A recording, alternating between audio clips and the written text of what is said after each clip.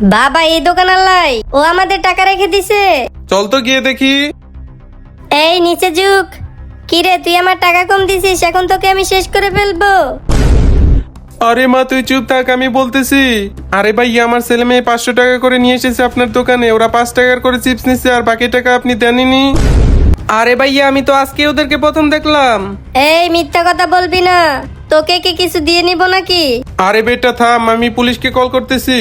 আরে ভাইয়া দাঁড়ান দাঁড়ান, আমি ওদের টাকা নিয়েছি। এই নাও তোমার 500 টাকা, এই নাও তোমার 500 টাকা।